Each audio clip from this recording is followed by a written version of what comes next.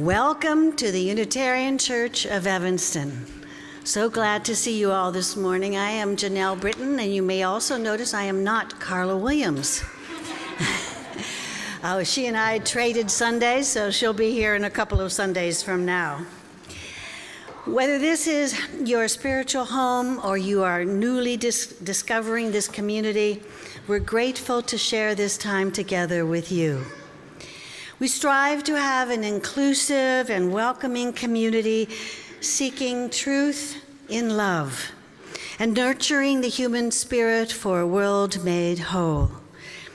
We are guided by our principles and values, which remind us that every moment and through every challenge, that each of us is worthy of love. And we are all connected through the vast and beautiful web of existence. We come together to remember our kinship with each other and to hold one another in heart and mind with tenderness and careful attention, and to dedicate ourselves more fully to living our shared values.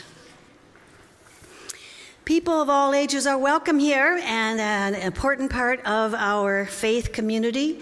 We are blessed to have children in the sanctuary for the first half of every service, and about one Sunday a month, they are here for the entire service for a service for all ages. The nest, we call this right here in the front, is designated for families and children, and we have quiet fidget toys and other activities that are kid-friendly that they can enjoy during the service. We also always have nursing care in room 11 downstairs. As part of being a welcoming and inclusive community, we have some information posted on the screen that will help orient you to UCE and to our service. We have a few announcements for today. A group called Join Forces for Affordable Housing will be doing a presentation here at UCE on February 5th at 7 o'clock, titled Zoning, Housing, and Faith Communities. Please join us to learn more about this important issue. This Wednesday evening, the 29th, join UU Elevator Speech Class. Have you ever been caught tongue-tied when somebody asks you, what's Unitarian Universalism? Well, it's hard to describe. Well, this is your chance to come together with other UCE members to get a pithy statement so that you are ready to answer people's questions about what is UU. So that you can answer them in the amount of time it would take to ride up in an elevator, hence the elevator speech. David Wood's memorial will be February 1st at 1 p.m. We still need a few volunteers to help with setup, cleanup, and to bring food. Please check your newsletter to sign up for that. And now, let us settle into our shared time of reflection and celebration and inspiration. As we begin our worship service, and also those of you joining us online, gather your chalice and join us with beloved community. Welcome to worship.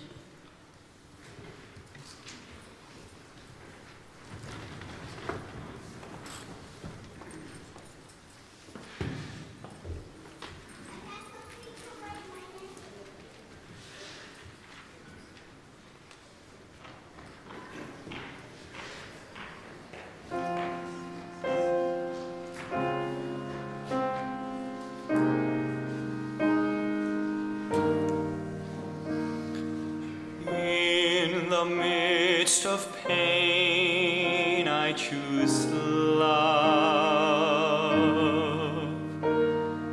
In the midst of pain, I choose love.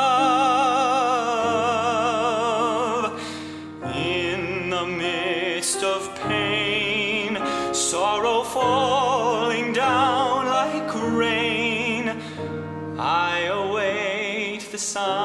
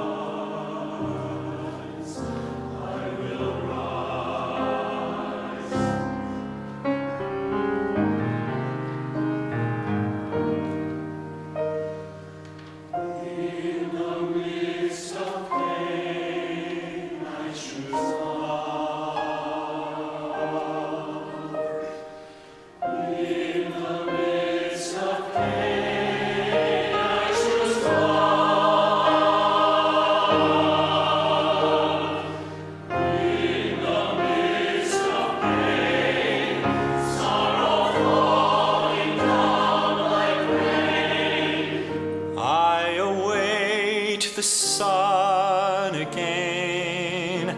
I choose love. I choose love.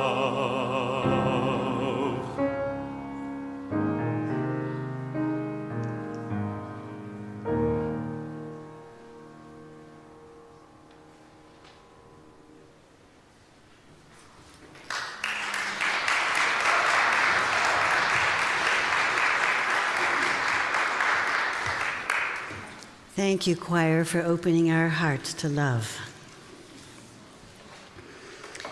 We want to remind ourselves that the Unitarian Church of Evanston resides on the land that was recorded as being transferred from the local Potawatomi tribe in the U.S. government to the U.S. government in 1829. Shortly before, the Potawatomi in this area were forcefully removed west of the Mississippi River. The land was then sold to white settlers. We also remember the ancestors of contemporary African Americans, the individuals, the families, and the networks of Black people who built up our country's culture and our economy. A role forced on them originally by enslavement. We acknowledge the intentional violence that landed on North American shores in 1619. That has continued, unfortunately, throughout the generations and remains a reality today. These acknowledgments are one small effort toward building long-term solidarity with contemporary communities. We commit ourselves to take what we learn here today and incorporate it into our lives and turn our thoughts into actions. Please join in our words of shared commitment. Name these realities with honor, love, and gratitude.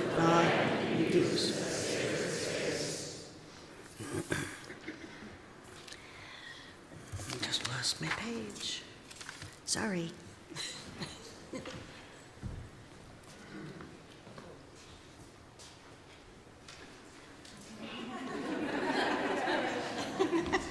Wrong page.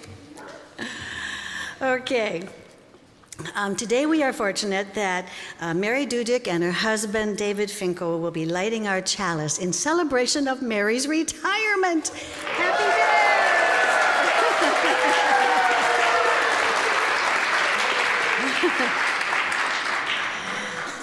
For decades, she was a medical provider, which has been an amazing and fulfilling career of service for her.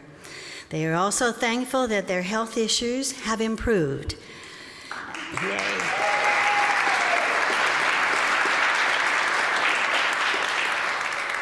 As they light our chalice, a symbol of our living tradition, please join in saying the words on the screen by Lynn Unger from Join the Journey. We begin our story again, gathering courage, love, mindfulness, and a sense of purpose. We gather as people of all ages, of different abilities, different backgrounds, and different perspectives. We share a covenant, a direction of a shared journey, and a commitment to encourage one another to spiritual growth. Please rise in body or spirit and join in saying the words of our covenant. Love is the spirit of this church, and service is its law. To dwell together in peace and seek the truth in love, to help one another. Before we sing our opening hymn, I invite those joining us online to greet each other in the chat, and those gathered here in the sanctuary to turn to one another and say a brief good morning to someone maybe you haven't met yet.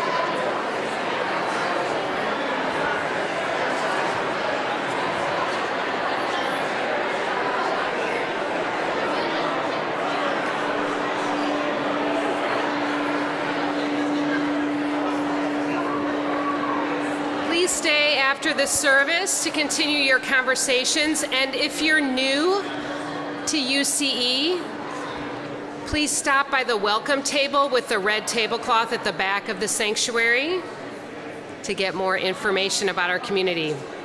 I'm so delighted that you're creating such kinship among you. Let's keep doing that after the service. Our opening hymn is number 298, Wake Now My Senses.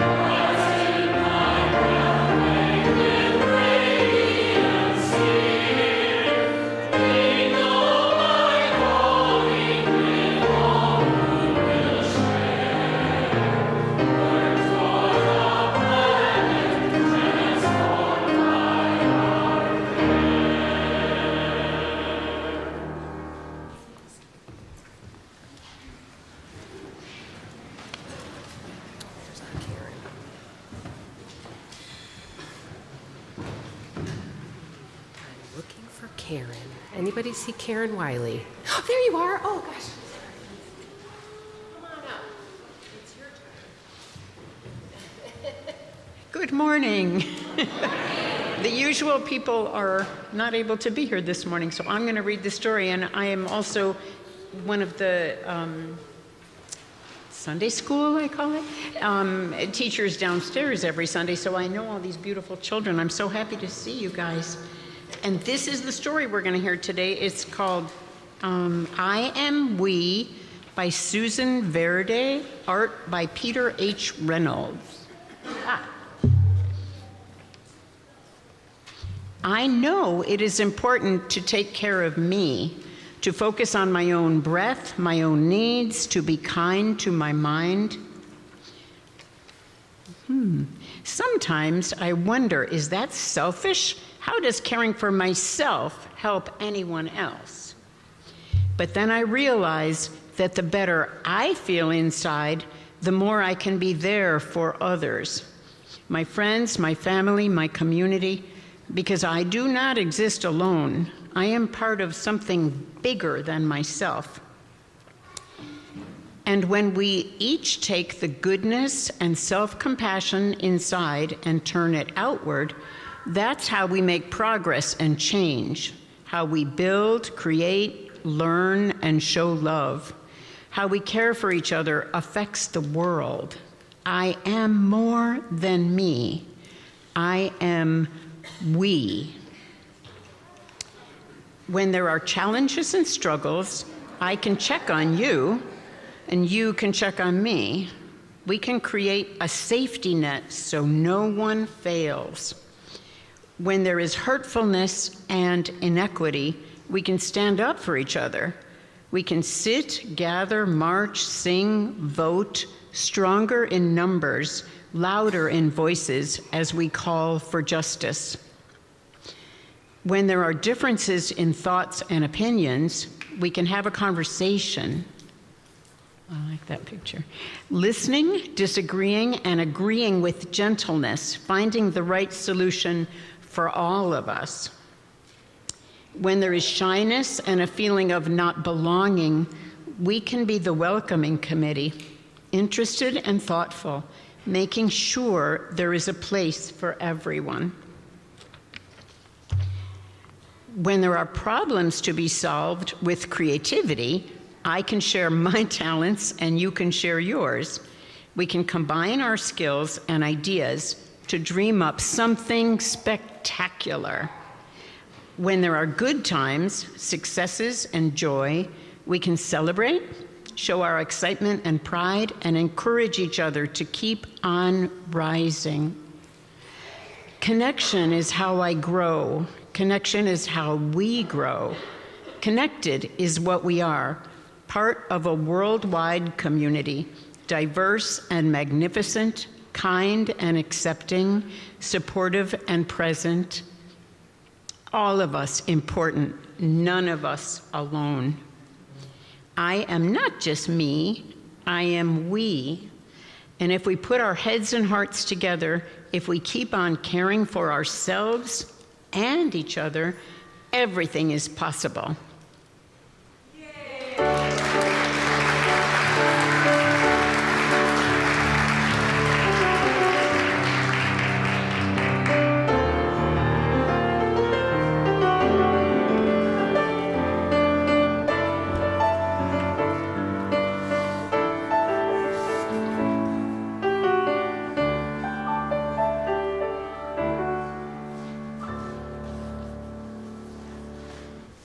I invite us now to settle into our time of reflection as we share the joys and sorrows of this community. If you have a joy or a sorrow that you would like read aloud, you can write it in the book that is found right as you enter in the sanctuary, and send me an email, or you can fill out the Google form found on the page of our website. We listen to these offerings with tenderness and with respect for one another, and so we try to gather ourselves together and center ourselves by taking in a deep breath together. Let's do that now. And let it out.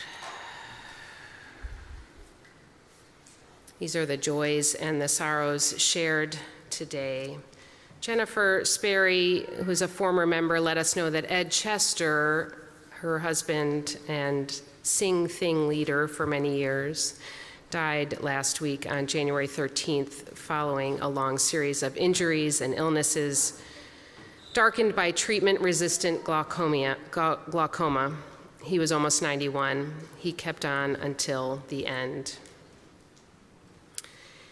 And Sarah Vanderwicken shares, I don't know how to put into words the dismay and terror of this first week of this new administration.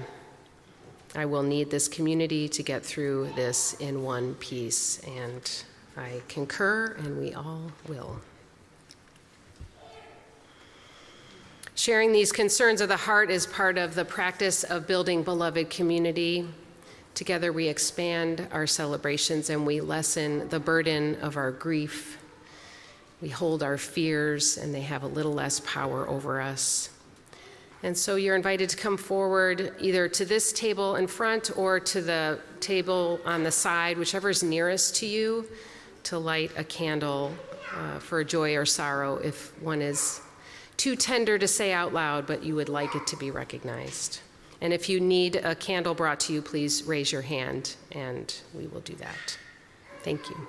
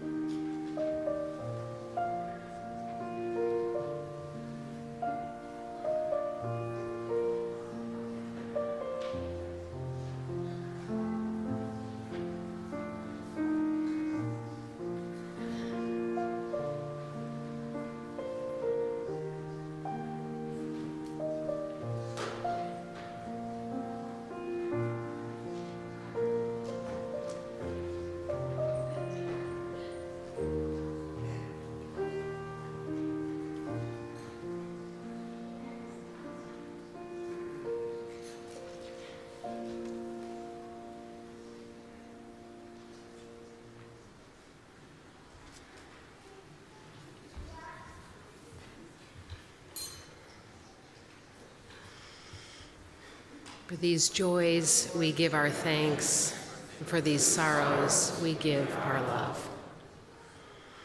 Please join me in the spirit of prayer and meditation.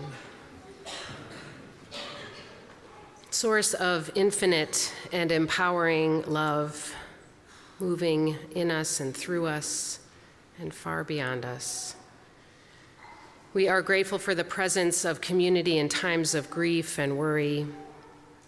We bring our heartache and fears to this altar of covenantal trust, inviting in the knowing peace of a solidarity we continue to co-create. Bolster our shared commitment, spirit of life, to living what is most enduring and life-giving, our enduring and growing capacity for compassion, our faith in life's beauty and goodness, in spite of all that threatens to degrade these, and our commitment to hearing and responding to what life calls us to do. Give us the presence of mind and heart to remain attentive to this moment, to each other, and to our own tender spirits. May we be partners with all of creation in bringing about a more peaceful and liberated world. Amen, and blessed be. As we sing Go Now in Peace, our young people, preschool through 8th grade, are invited to head to their faith formation time with their adult leaders.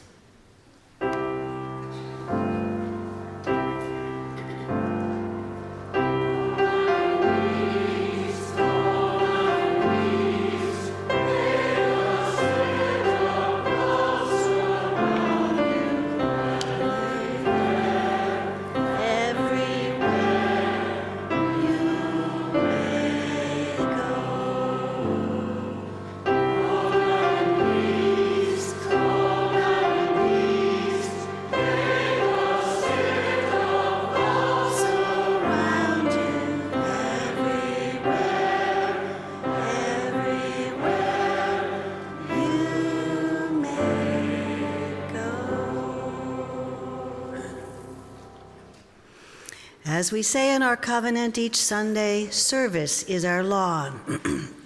UCE is called by our mission, values, and principles to contribute to our community, to form accountable partnerships, and to express gratitude with giving.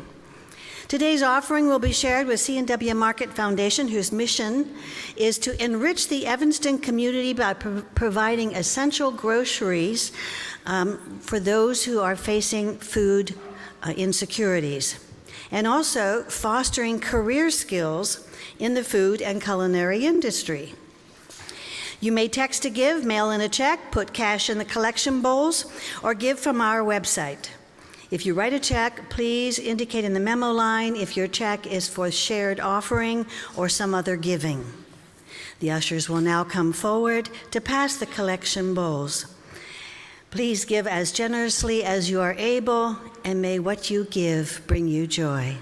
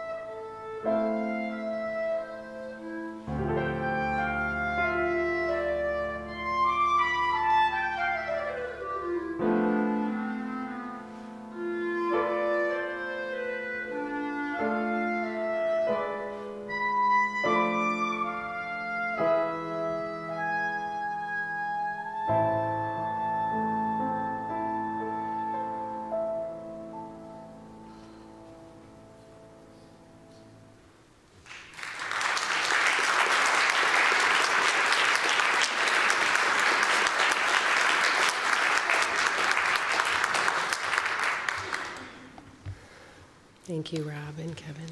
And thank you for your generosity.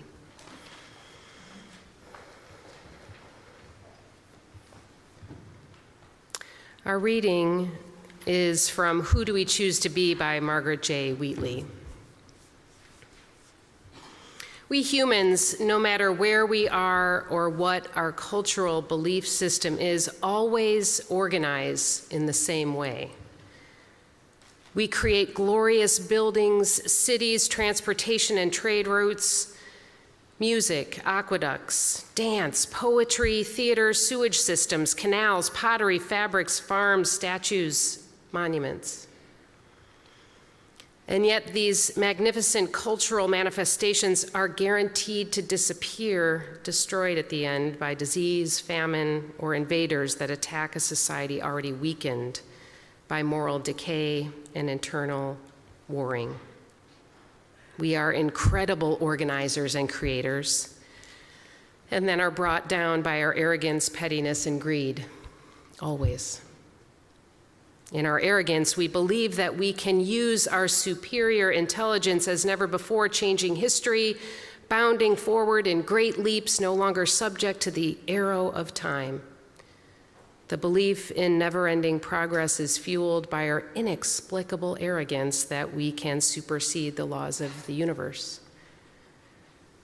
For those of us not blinded by the false promise of progress, we may understand the dire state of civilization. If you're paying any attention to the news from everywhere, it's hard to avoid the specter of collapse. But then what happens? Do we, as most do, fall into private collapse, consumed by fear and despair? Or do we acknowledge where we are and step forward to serve? Blind reactivity and fear are not the answer. Self-protection is not the answer. Denial is not the answer. Sane leadership is. Sane leadership is the unshakable faith in people's capacity to be generous, creative, kind. It is the deep knowing that even in the most dire circumstances, more becomes possible as people engage together with compassion and discernment, self-determining their best way forward. This leadership is no longer available at the global level. There, the pattern of collapse is manifesting with astonishing speed and accuracy. But within our sphere of influence, there is so much we can do. We can train ourselves to see clearly, to fully acknowledge this time and all its painful details, and then wherever we are, whoever we're with, we can choose actions based on insight, compassion, and wisdom.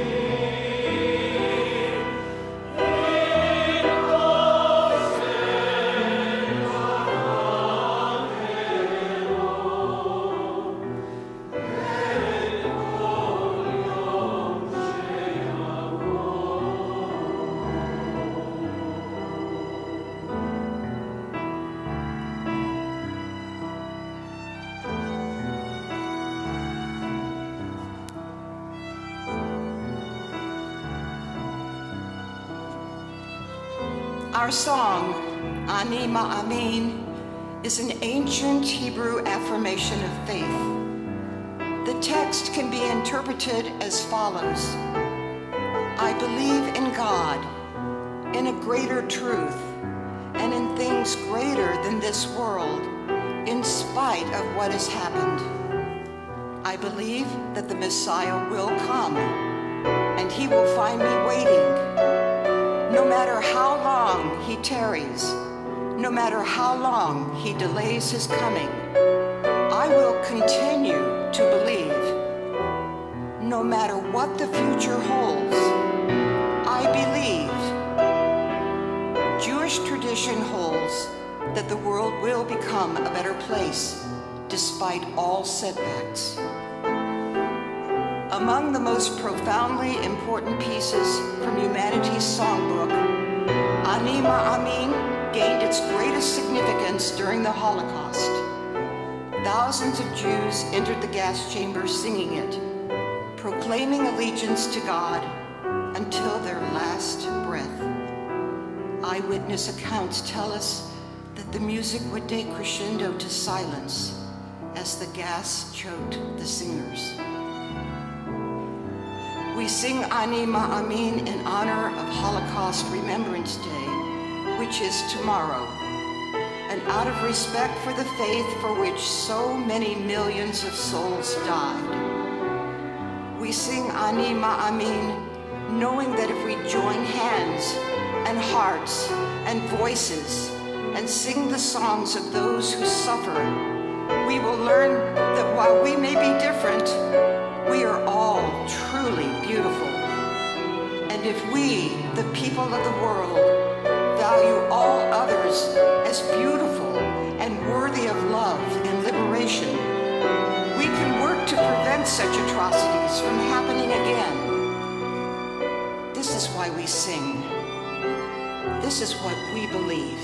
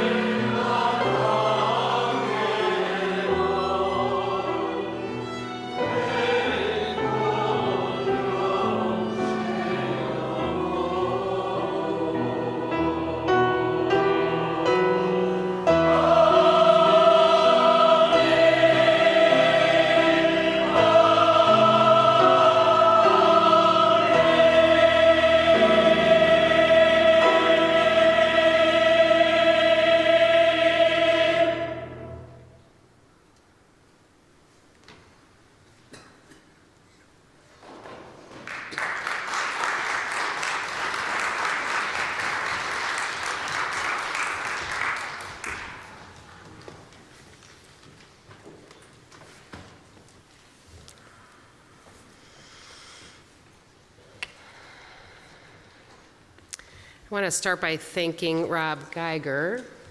Where are you, Robb? Oh, you moved over there. For meeting me for lunch and having a rich conversation about all things moral and evolutionary. Robb was the winner by raffle of this year's Serendipity Fundraiser Prize, which afforded him the opportunity to select a topic for me to preach about. We met at Zod on Dempster, and Robb showed up with a rather large shopping bag full of books, which shouldn't have surprised me. I'm used to getting lots of food for thought from Robb.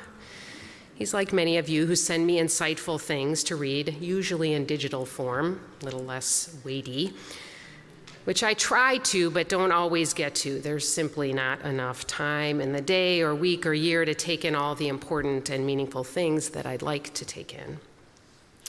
My conversation with Robb was a glimpse into his quest to understand how humans have evolved compassionately through competition and cooperation, and the challenge of how to further cultivate our compassionate selves in an ever-complexifying world. How do we globally scale compassion beyond our insular communities rather than succumbing to violence and self-destruction?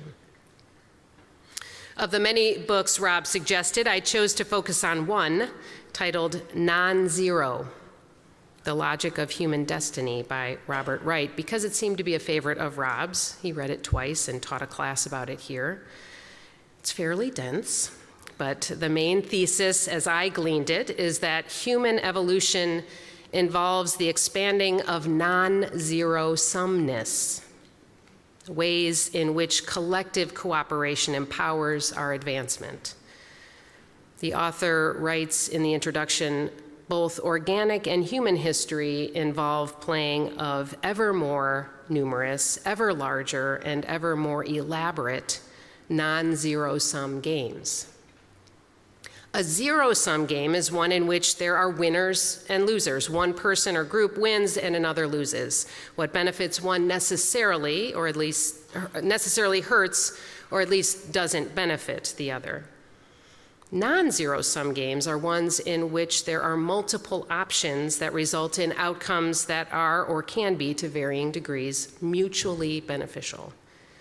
The Prisoner's Dilemma, which you may be familiar with, is a well-known illustration of game theory that demonstrates a non-zero-sum game. Two prisoners who independently refuse to turn against the other both receive lighter sentences than if they both turned against each other or if one turns against the other. This is just one oversimplified example. Non-zero-sumness can be thought of in shorthand as collectivism, or mutually beneficial cooperation, seeking the highest good for all. Another more relevant example of non-zero-sumness, which in fact has been a driver of human evolution itself, is the exchange of information. We human beings and our social organizing have evolved because we share information. When human beings share information through stories, books, art, or any other forms of communication, whether it be directions to the water hole or the nearest bison herd or the closest village, or knowledge about what foods to eat or avoid, or what judges to vote for or not vote for, or how to organize to provide protection to vulnerable people. Both the sharer and the receiver benefit. Both are enriched. The receiver gains important insights, and the sharer doesn't lose anything by sharing their knowledge. In fact, they benefit by an increase in trust and relationship. Maybe next time, when they need some important information, they're more likely to be the recipient. Win-win. Exchanging information has been an essential ingredient in human development of complex societies. It's the reason we can build roads and cities and global communities and economics, as well as mass movements for change. And as our systems and societies grow in size, they complexify through new technologies that allow for greater cooperation, communication, and non-zero-sumness. The invention of the printing press led to massive societal shifts in power because more people had access to information. More people who did not hold great wealth or land or authority had a greater ability to share information and organize. It led, among many other things, to the proliferation of Martin Luther's 95th Thesis and the Protestant Reformation, the decentralization of the Catholic Church, and thereby our church. Humanity is in the midst of a similar technological and informational revolution. The advent of the internet, social media, and smartphones is like the printing press multiplied by infinity.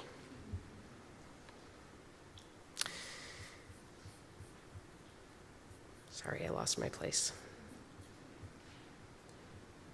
Every person on the planet has the potential, if not the real means, to gain access to all the knowledge that has ever been captured.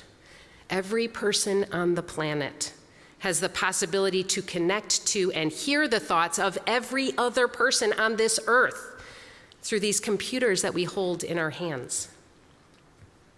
And that power, so diffuse and yet so concentrated, has the potential to destroy or save us.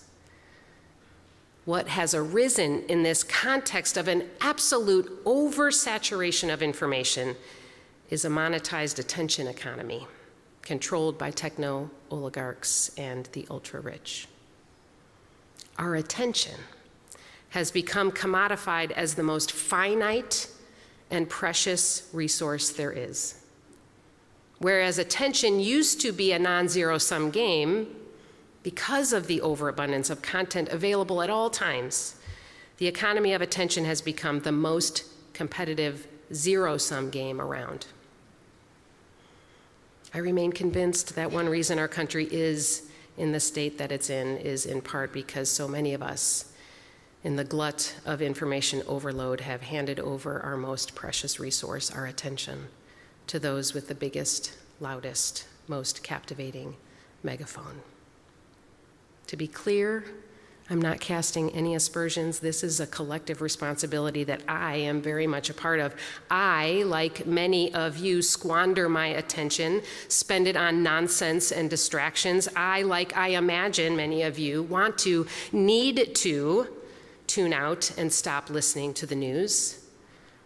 It is deeply important to take breaks, to get rest, to focus on beauty and joy, and a way of building our capacity to keep moving forward.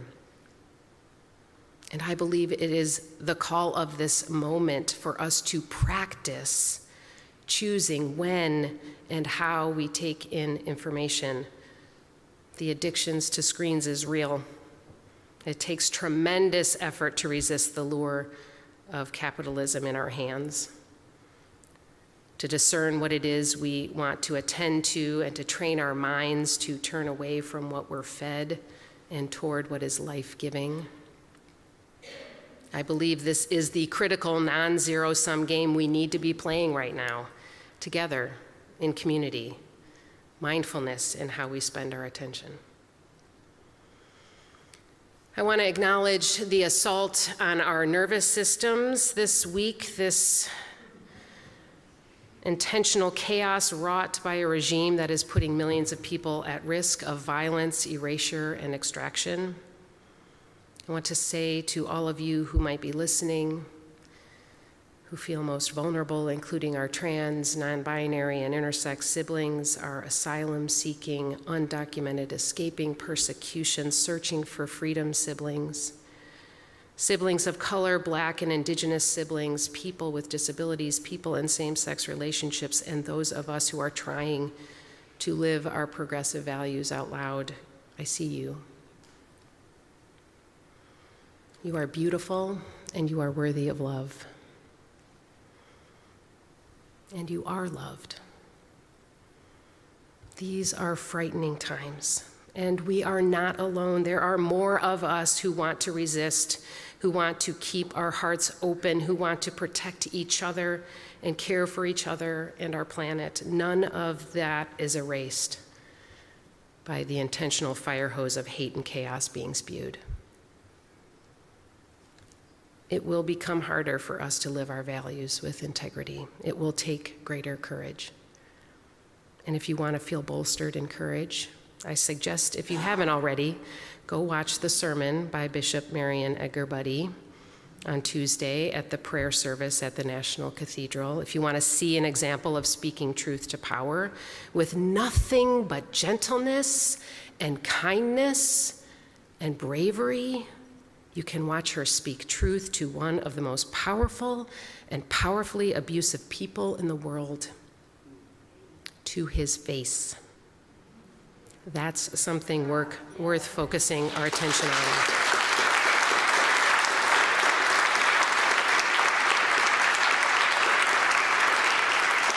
With compassion. Protecting and spending our attention in careful ways is one of the most radical and loving things we can do for this world. In her pivotal 2019 book, How to Do Nothing, Resisting the Attention Economy, artist and writer Jenny Odell wrote, "Civil disobedience in the attention economy means withdrawing attention, and a real withdrawal of attention happens first and foremost in the mind. What is needed then is not a once and for all type of quitting, but ongoing training. The ability not just to withdraw attention, but to invest it somewhere else, to enlarge and proliferate it, to improve its acuity. I am interested," she writes, "in a mass movement of attention. What happens when people regain control over their attention and begin to direct it again together?" End quote. This is where our shared power lies, in being in relationships of trust across difference in which we can practice together reclaiming our most precious resource of attention and directing it to greater non-zero-sumness, greater collective well-being, to protecting and uplifting one another, to advancing mutual flourishing. This month, in our second installment of the Meeting Our Interfaith Neighbors class, some of us explored Buddhism. We heard from our friend Asayo Haribe on January 7th, and then on the 14th, we visited the Midwest Buddhist Temple in Old Town with Reverend Ron Miyamura. Buddhism teaches that life is suffering, and suffering comes from attachment. This is hard for some of us Unitarian Universalists who feel quite attached to this life, to the people we love, and the issues we care about. We're attached to our values of peace and equity and justice, and attached to the idea that we need to actively co-create them. Is Buddhism teaching us to let go of these things, to not care about our families, our children, and the world we are leaving to them? I think not. What we might learn from these teachings is that as human beings, of course we are attached. Of course we love our families and friends, and we should. What we are invited to practice through Buddhist teaching is to accept the world as it is, not as we would have it. We are invited to be present in this moment, attending to who we are with and how we want to be right now. We are encouraged to practice letting go of our attachment to stories of the past, how things used to be, and what we want to return to, and to let go of attachment to outcomes for the future. Now, I've talked a lot about our attachments and imagining the possibilities and dreaming of the way we would wish for the world to be, as a way of not succumbing to despair for the world as it is. But part of imagining the world we long to co-create is to pay attention to the beauty of the world that we are currently inhabiting. Not to try to cling to it, but to notice, to pay attention to beauty, recognizing the collective goodwill that exists now, connecting with others and growing relationships of mutual care. Certainly, meditation is a powerful practice of reclaiming and training our attention to the present moment, and it is a practice. I was reminded in our Buddhism class that none of us will reach full enlightenment, even if we glimpse moments of pure presence. We don't land there and stay.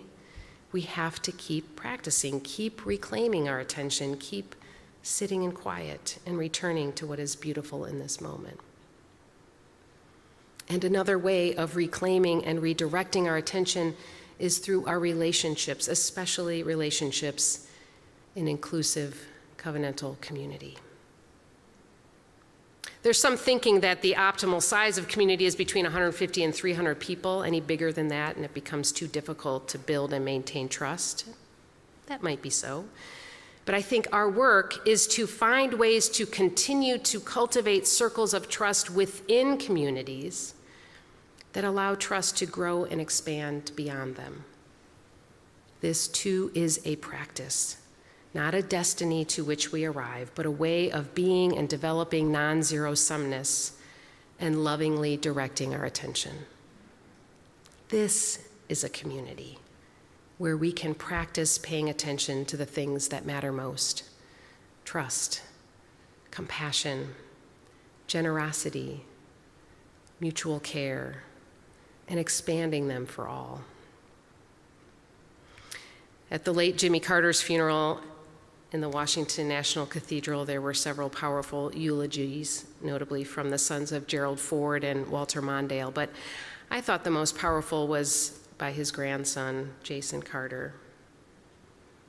He talked about his grandfather's work to eradicate the guinea worm disease that has debilitated billions of lives since the dawn of human history in the poorest of communities until Jimmy Carter decided to address it. And he didn't all but eradicate this disease with medicine, but with love and partnership. He cured it by cultivating mutually beneficial relationships of trust that led to community-based education on how to safely gather drinking water. He helped people to help each other through attention and care and respect, where everyone wins. In this ever-complexifying world, dear ones, we will need lots of things to make it through the days and years to come. We will need courage to keep living our values with conviction in the face of rising threats against us and those we love. We will need community to keep us strong and focused. And we will need to reclaim our attention collectively and direct it toward the things that are worth saving: the beauty and wisdom of the earth, the value of mutual care, respect for the truth, and the cultivation of compassion. May we continue to turn to the practice of building beloved community within our hearts and minds among these people in this place. And may it expand in ever-widening and interconnected circles until no place is devoid of the profound possibility of liberating love. Amen, and blessed be.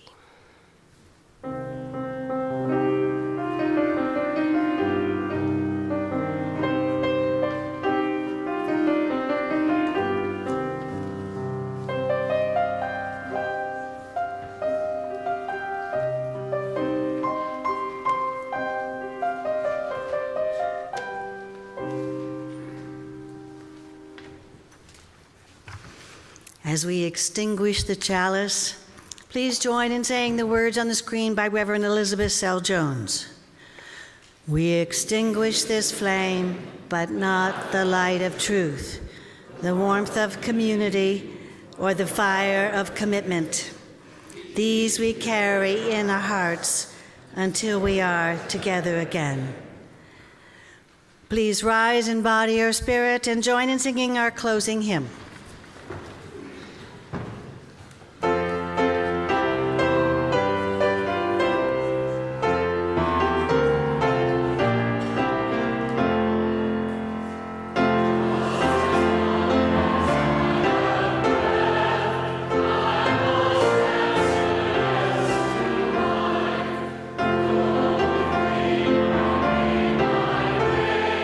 Still with all our needs.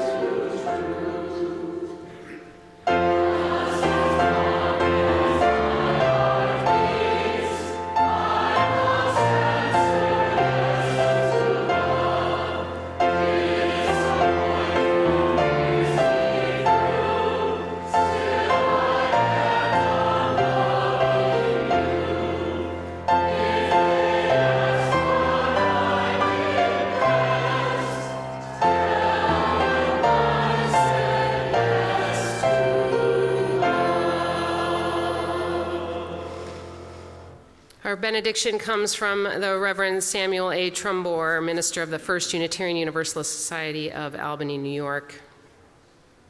Go forth in simplicity, find and walk the path that leads to compassion and wisdom, that leads to happiness, peace, and ease. Welcome the stranger and open your heart to a world in need of healing. Be courageous before the forces of hate. Hold and embody a vision of the common good that serves the needs of all people. May it be so. May we make it so. Blessed be. Go in peace, beloveds.